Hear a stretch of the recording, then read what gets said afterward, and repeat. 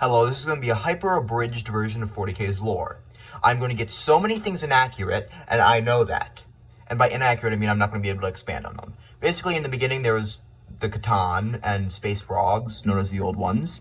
There was also these cancer-ridden people called the Necrontyr. Necrontyr got angry at the Old Ones because they didn't share immortality. Thus, then, they went to war with them. They lost, the Catan found them, and then offered them a deal to help them beat the Old Ones. It was a trick.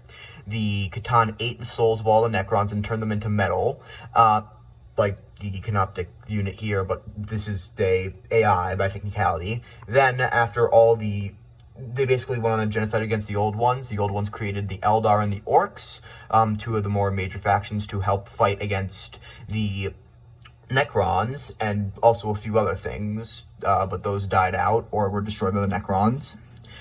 So then, after the war, the Catan got dismembered by the Necrons, who revolted against them. And after that, the Eldar reigned for like 60 million years. It was, they just started getting debauchery, which is why I hate the Eldar. They had so much time and they did nothing! Anyways, so then, then humanity came around. This is very abridged, there's many things that we're missing, but yes, then humanity came around. Humanity was in the Dark Age of technology. Then the AI revolted, the Men of Iron, who were created by the Men of Gold, who were created by the Men of Stone, who were created by the Men of Gold, who were created by the Men of, possibly someone. Basically that. After that, basically, the Eldar created Slaanesh, one of the Chaos Gods. The Chaos Gods were kind of created-ish during the War in Heaven, which was the war between the Old Ones, Catan, Necrons, and all the things the Old Ones created. So then, after that, there is what is known as the, Long Night, which is, basically humanity gets scattered because the Eldar, thanks to creating a big disturbance in the warp dimension, basically hell, they use it for travel. They basically create a massive disturbance in that, thanks to creating the god of excess, Slaanesh.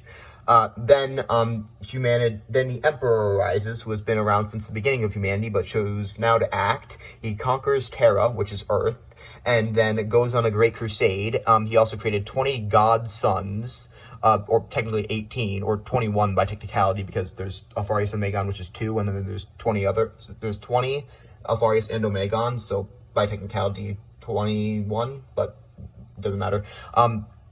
So they go on a high adventure, go around the galaxy. He finds all his sons because the Chaos Gods threw them out, because they were worried that he would, do exactly what he's doing, conquer the galaxy and kill Chaos.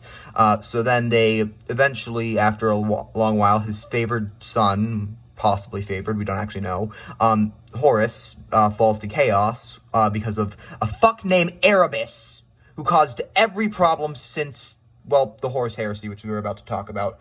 He also killed Arjotal, which I hate.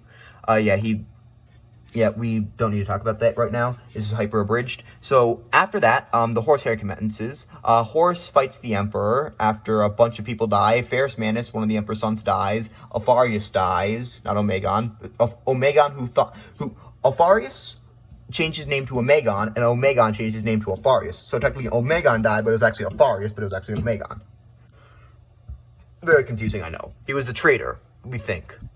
Anyways, then that whole thing happens. The Horus Heresy is a big problem. The Emperor gets interred on the throne after his fight with Horus, because he didn't want to fight Horus, because he loved his son.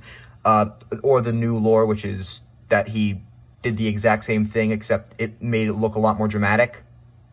After that, the Emperor was interred into the throne and is now worshipped as a god.